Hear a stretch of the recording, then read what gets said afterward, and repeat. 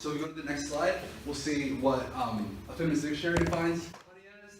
And it says, a sweet, thick name used especially to address females in cases in which the same term does not seem appropriate in return address. So this is just one of the experiences that a woman could face. And going through this, like, it's very easy for this theory to sound like every feminist thing you've heard ever. And if you're not a feminist, like, you might think, oh, it's just women who are man haters. But I mean, if you keep it open mind and think like this is an experience that someone could rightfully have, then it's easy to understand that like this needs to be spoken aloud. Then it needs to have its place in society. For me, I personally experienced that with the same term. I was called by a male. I was called hun. And when I say, like, I receive it as like normal because in my country it's usually like you use those terms to actually like talk to people. But then when I try to use it back to that person said, I'm not a female, so you should not be calling me honey. So what gives you the right to think that you can call me honey, but I cannot call you back? So this is why that's the perfect example of why, like, it's a feminist dictionary, because men create this language in which we just have to adapt to it. But once it's being once it's being reflected to them, it's a problem. One other thing to add, you'll find oftentimes that like women's experiences and the experiences of the non-dominant group members aren't named, right? And so for a long time there was no word for something like sexual harassment, right? That didn't exist for a long time. I'm not trying to say that sexual harassment only happens to women, but it does happen in an proportionate scale to women more than men. And so, 50 years ago, when a woman was facing, sexual harassment, sexual assault in the workplace, she could name it as something that happened that was creepy in the workplace, or this guy looked at me weird, or like, touched me as I walked by, right? And so that didn't really have a name. And when it doesn't have a name, when it hasn't been named and addressed, you can't take legal action against it. You can't bring it up in an intellectual conversation, or you can't engage with the material if it doesn't have a name. And a lot of times people who are naming these words and creating our language are people who have the privilege of society. So these are just some examples that we found in the media today, and stereotypes of sex roles. So the first one comes from Family Guy. It was about Peter to a professor who was actually trying to have a conversation with him. And he's like, hey, can I make a joke about you? And she's like, yeah, okay, I want to hear it. And he said, why do women have boobs? So you got something to look at them while you're talking to them. So basically what this is reflecting is that women don't have the capacity to engage in conversations that are actually going to be used or are actually going to benefit our society. So basically they're reflecting that women don't have the same brain or the same capacity that a man has. So basically, when you talk to them, there's really nothing to listen to.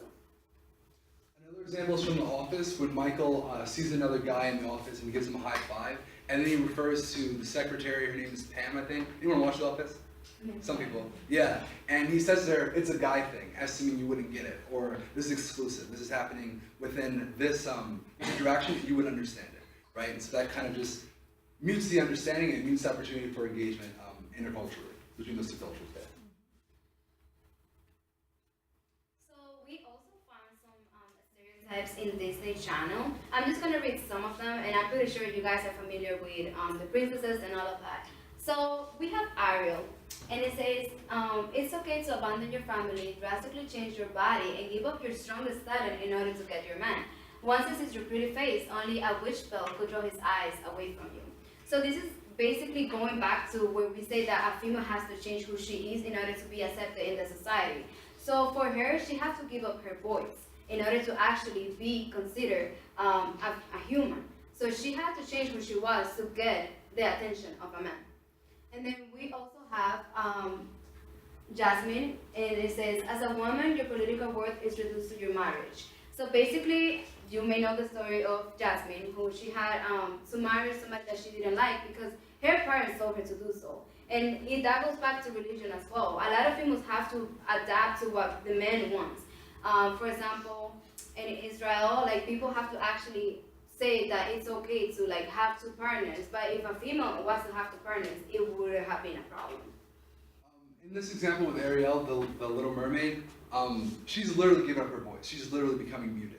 And I think this is interesting because, when we talk about muted group theory, it doesn't mean a complete silencing of someone. It just means that they're going to face obstacles and challenges that other people wouldn't necessarily face, right? It means that they're going to go through that needing to re-encode their messages to kind of fit the understanding of the dominant culture. So it's not that they don't get to speak, it's that they don't, they have to go through, they have to jump over a lot more obstacles to have their words heard. So the groups are not necessarily like physically muted, they're being hushed by society. Then we have a little video clip that we wanted to show you. You can go to like second 38.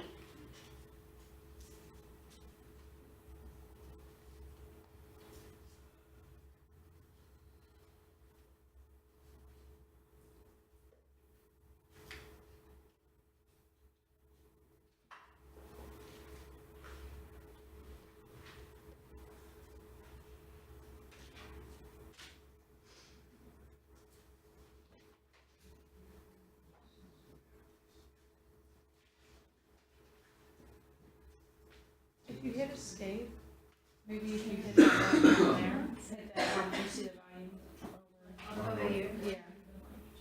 Yeah, there's nothing to, I guess that's as loud as we can get. There's nothing else we can do.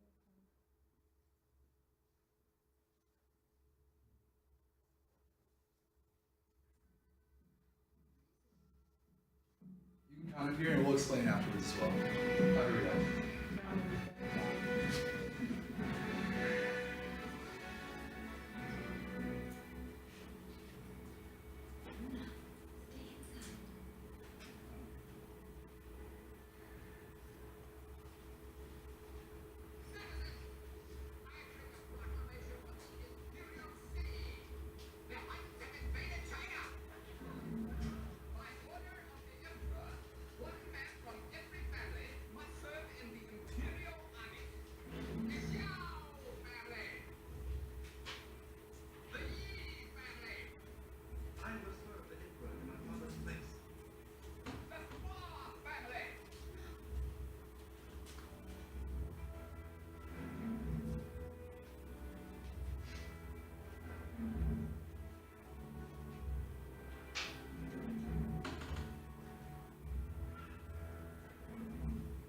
I'm ready to serve the Emperor.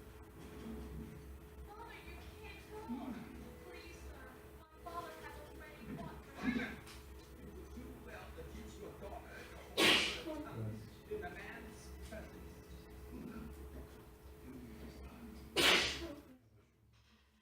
It's a little bit hard to hear, so we'll explain it, like what happened. Yeah. So basically, I'm pretty sure most of you have seen Mulan. So in this episode, she was told to be quiet because she was not supposed to speak in the presence of a man, and the person that is part of the government told her dad. He was like, you should teach your daughter that she should not speak in presence of a man, and his dad, in reaction to that, say that he dishonored her daughter because of that action.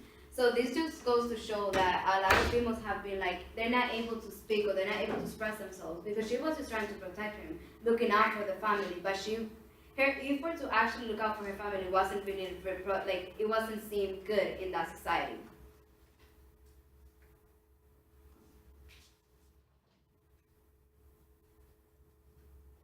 Okay, so this is another example of Disney, and this is actually a song that from The Little Mermaid. And it says, we haven't discussed the subject of pavement, but I'm not really asking much, just a token really, a threefold. What I want from you is your voice. And Little Mermaid is saying, but without my voice, how can I express myself? And she says, the witch, but without, you will have your looks, your pretty face, and don't underestimate the importance of a body language. The men up here don't like a lot of bladder. They think a girl who gossips is a bore. Yet on land, it's much preferred for ladies not to say a word. Come on, they're not all that impressed with conversation. True gentlemen avoid it when they can. If she's who holds her tongue, she who holds her tongue is the one who gets a man.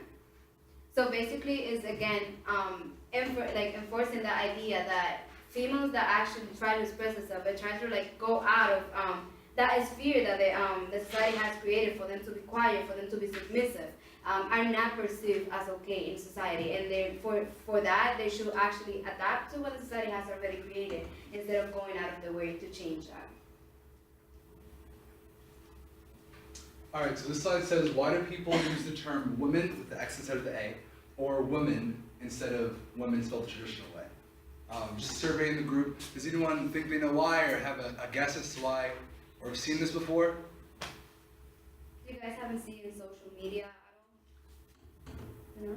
So, just to give a little bit of background, so it's used because women and women, both the singular and the plural, have the word men in it, have the word man in it, right? And so it kind of makes it seem as if, to be a woman is to be under the ownership of a man, or under the possession of a man, right? And so when you're looking at like the way the word is written and the etymology that goes behind it, it's almost as if, men came first and women were just like a subordinate subsequent position after that.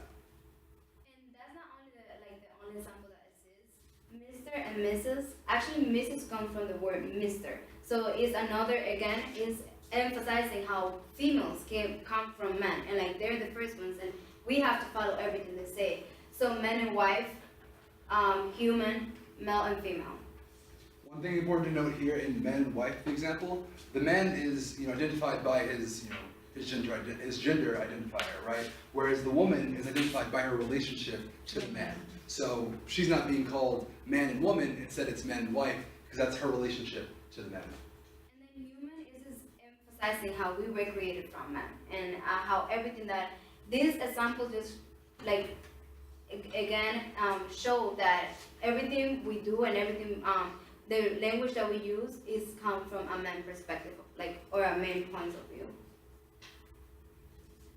So these are some behaviors that actually lead to silence in our society. And when the first one is ridicule, which we make fun of someone, we try to make them feel like they're less or small than.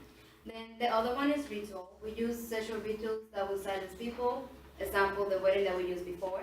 Then we control. We try to interrupt. Mostly men try to interrupt females as a way to actually regain their power and regain that they're the ones that is gonna drive the conversation, not the female. And then we have harassment, which is verbal and nonverbal threats. And we have examples of both of these things that we're gonna go into later on.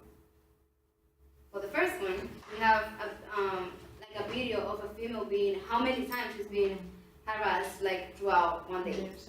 Yeah, in New York City.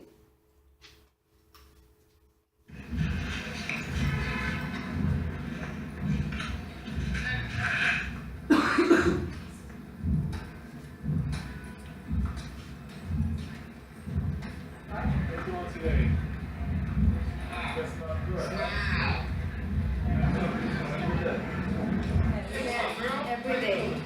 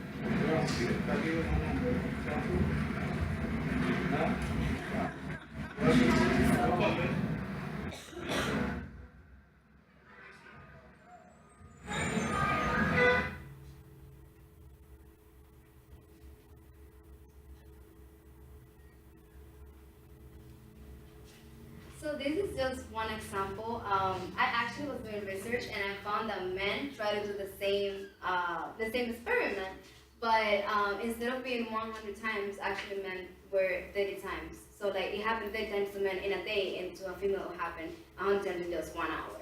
So you can see the difference in between both of them, and how females are actually harassed verbally and sometimes non-verbally, because just walking next to me, you're harassing me.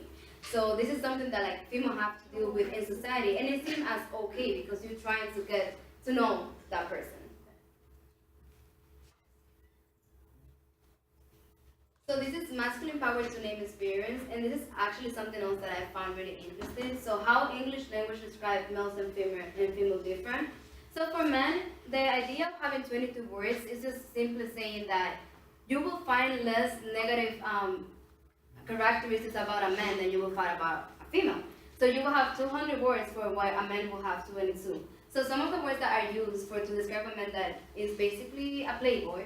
You can use playboy, stud, rake, gigolo, player, don Juan, lotorio, womanizer.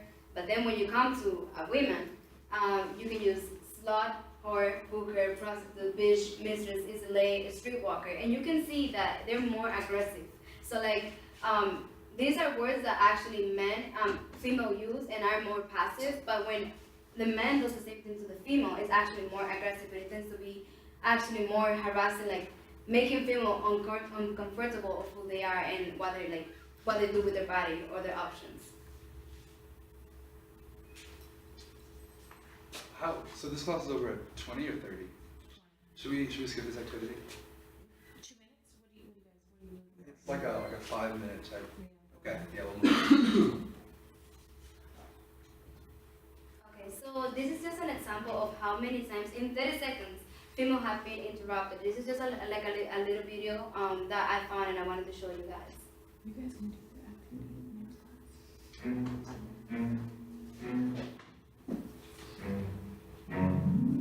Can I finish my sentence? No.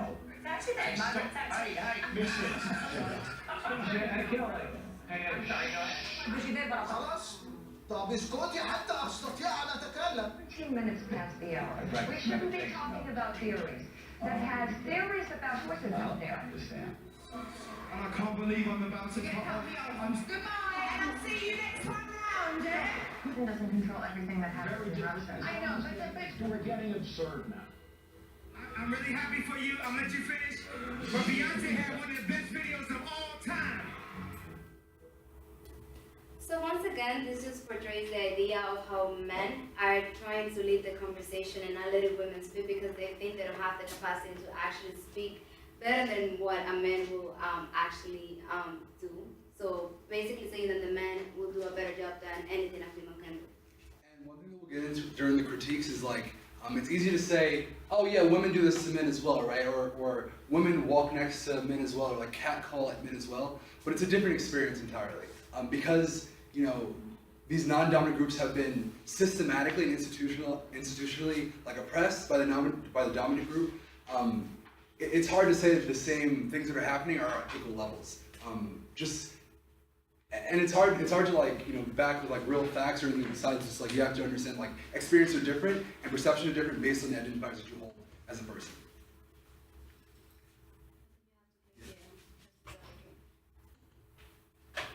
Okay, so these are some critiques that we found about the theory itself. So the first one is that it's based on essentialism.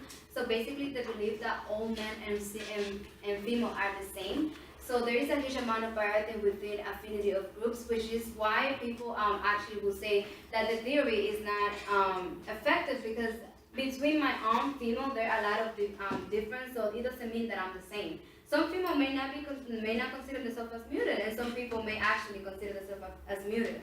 So this is why the theory doesn't really apply to everybody, and the same thing goes as the case of a man.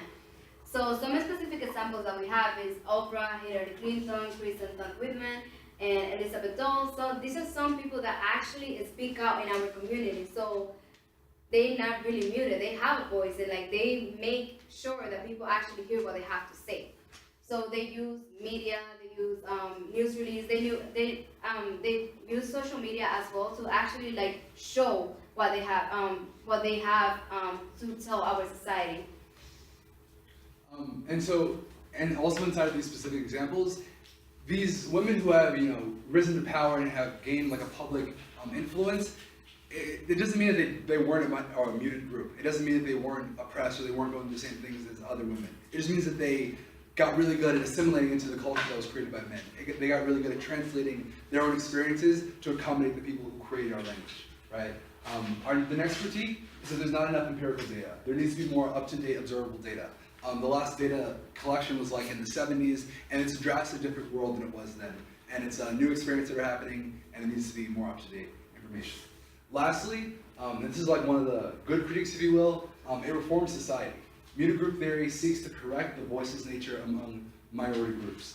Muted group theory creates new discussion. It gives feminism a platform to exist. And so you can see, like in this, throughout this theory, how it kind of came from the roots of the feminist standpoint theory. We didn't go too much into depth, but it exists and gives feminism an opportunity to exist as well.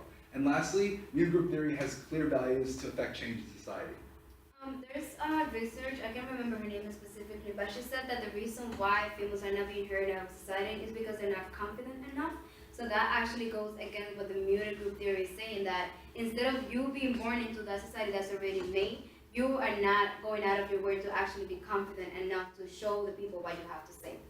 The last thing I wanted to bring up, just on this slide, because I'm really passionate about it, so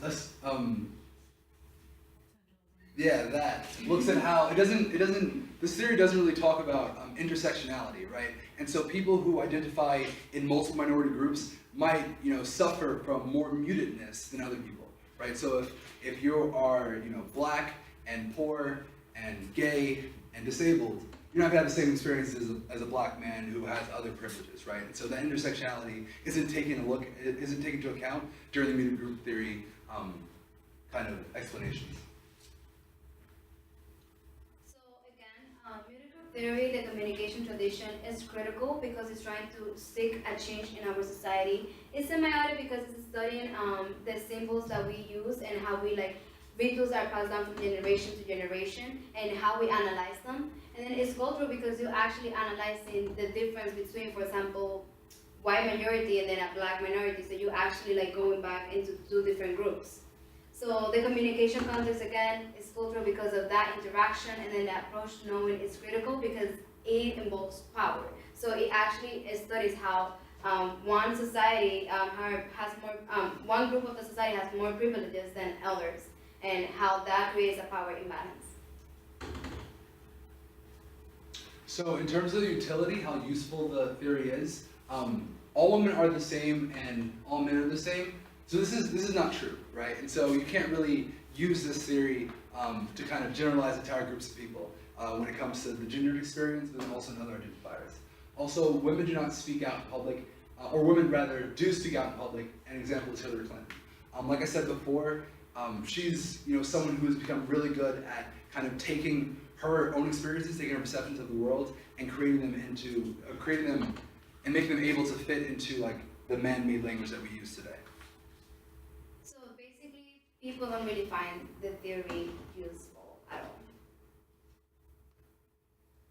So test of time, the theory hasn't been upgraded since the 70s. More testing needs to be done when it comes to empirical data, and the language of muted group theory is provocative, so it's actually calling to action. So these are just some of the things that we found. That's why it may be recent, because it actually is still seeking for a change that hasn't happened in our society. So this is my article, and it's called A Muted Voice, Red Tape in Latino Political Participation. So red tape is, for example, if I'm a female and I want to have a house, they will actually do anything in their power not to let me get that house because of my background. So because I'm a female, or because I'm Latina. So those are some things that will actually stop me from getting that house. So the research was done in spring 2015. It conducted 28 interviews of Latinos residing in Arizona and New York of Mexican, Puerto Rican, Dominican Republic, and Colombian descent. So the approach to knowing was critical. It was qualitative research. The requirements were actually that you needed to live in Arizona or New York for at least 5 years, and you needed to be older than 18 years old, and you needed to be from Latino or Hispanic descent. And then the way they conducted these interviews is that it was open-ended questions, and they did a snowball sampling in which you actually, for example, I asked Jake's, and he asked his friend, and then his friend asked his friend. So that's how they have the participants. So the participants were all volunteers. None of them were actually chosen specifically or were asked directly. So for my article, the main idea was that laws empower some groups and discourage others. So this was the main issue, that deliberate targeting of Latinos through policies and red tape created subgroups that emerged based on generalizations such as foreign or native-born, immigration status, English proficiency, so how well can you speak English, affiliation with the community based on organizations, and skin color. And then social and economical inequalities be arranged in a way in which they are reasonably expected to be everyone's advantage. This research examines the current status of how public administration is creating or implementing red tape within the context of social justice and democracy, and specifically how it's affecting Latinos. So they were actually trying to change, they were actually trying to understand why only Latinos were being affected by the new laws that the government was passing in those specific states. So these are some of the findings that I found. Participants expressed feeling ignored by the federal government for not intervening on their behalf when being targeted, discriminated, or racially profiled by new policies and rules throughout the state of Arizona. So basically, people were feeling as if they didn't have a voice, and as their opinion didn't matter. So this is like a perfect example of how one part of our society was muted by the majority of the society, which wasn't affected. So these were actually really interesting because if you, for example, if you were not proficient enough in English, if you did not have a college career, if you were born outside of the United States, outside of Arizona, or outside of New York, you will actually found that yes, indeed, the laws were discriminatory, but those of like the minority group who actually had a college career, who had like a high job payment, and like they actually know how to speak English very well, said that they were not affected at all. So this again goes back to how privilege in our society can create the way we see, how we see everything around us, and how one group is affected by one thing, but then the other one is not. Alright, so for my article, the title is called Mute in Pain, the Power of Silence in Triggering Domestic Violence in Ghana. So it's the research is placed in Ghana, and it's all about like domestic violence and power systems, and how when you're taking away someone's power, a good way to do that is to silence them, is to take away their voice as well. So this research was done with participants of 20, and they were, the interviews that were done, they were called semi-formal but in-depth, so they lasted for a long time, and they were in a place that made the participants feel comfortable. A lot of times it was in their home, on their porch, or like somewhere that was like a neutral place. The interviews were with women who are victims or survivors of domestic violence. But they also did 4 interviews with key informants. These are people who are social workers, a church minister, a marriage counselor, and an opinion leader. And domestic violence was identified as taking the form of rape, or booting, or slapping, or insulting. Right? So these are the boundaries that they set up.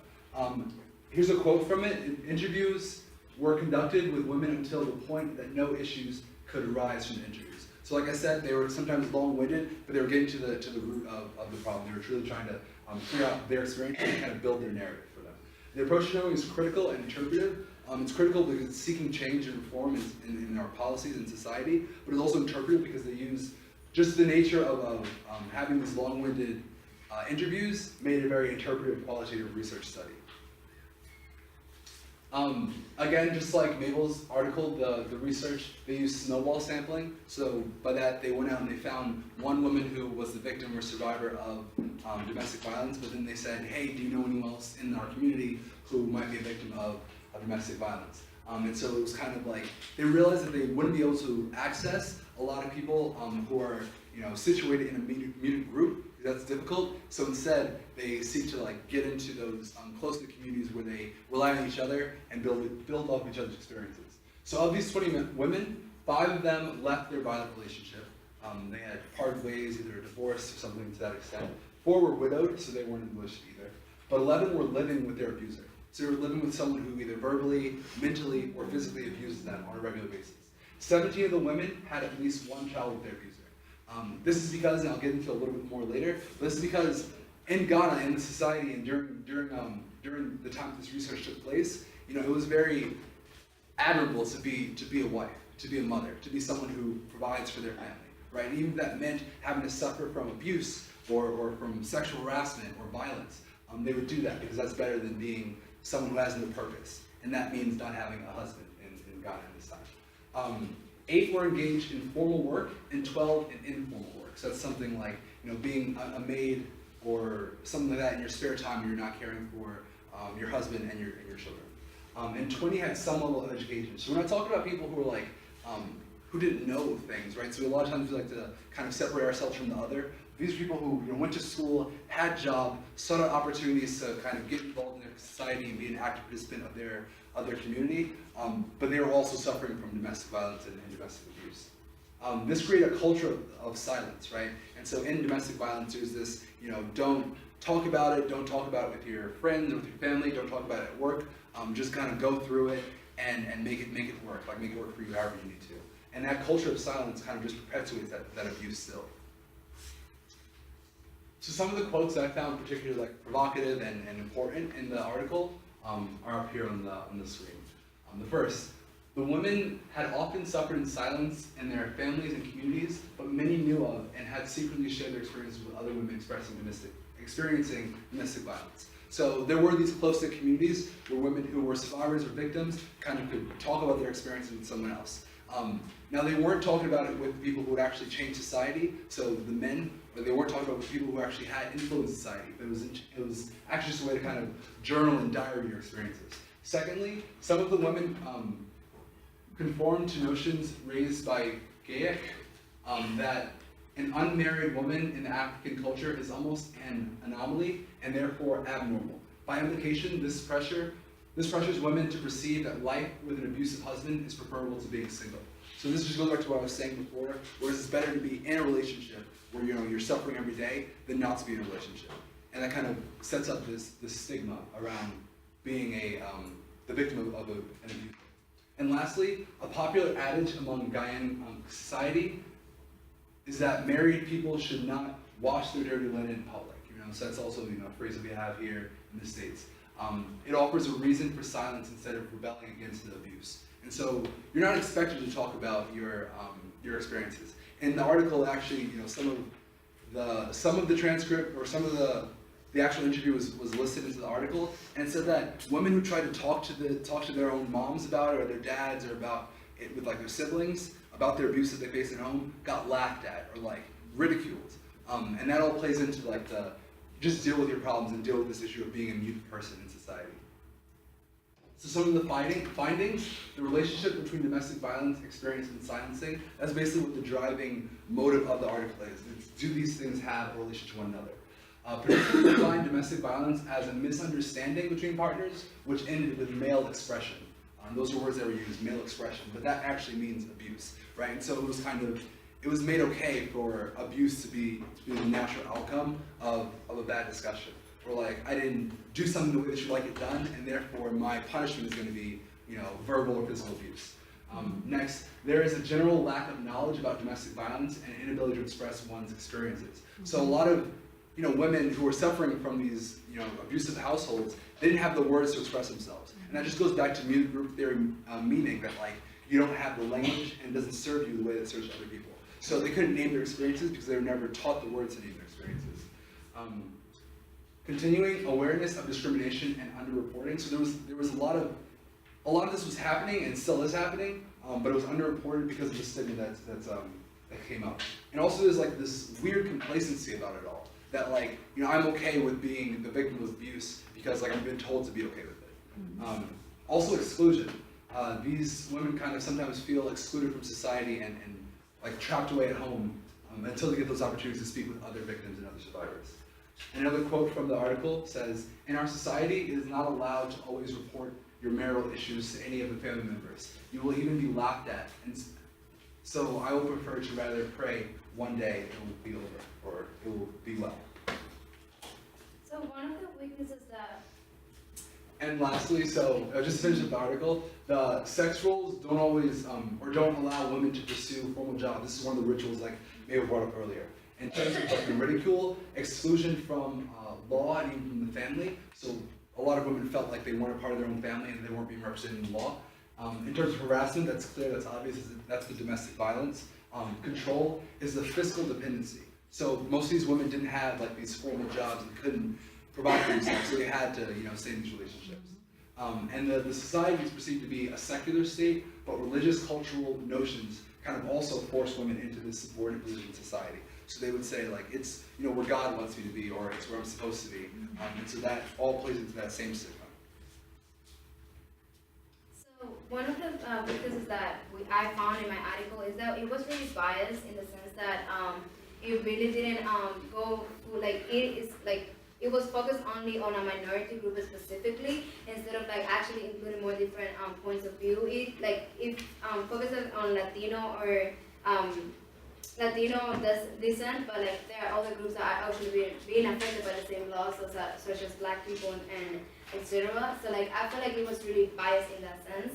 And one of the things that I found relevant of this whole muted group theory is that as a woman, I have felt that I could not express myself effectively sometimes, and that I have felt that somebody like is putting like tape of my mouth not to say what I have to say. So this theory makes me understand, and it makes me like open up my mind of why sometimes things in our society happen the way they happen, and why things are reflected when it comes to power imbalance and things like that. So I feel like it's really, even though critics say the opposite, I feel like it's really relevant to the society because we haven't like actually we haven't seen the change that we want to see.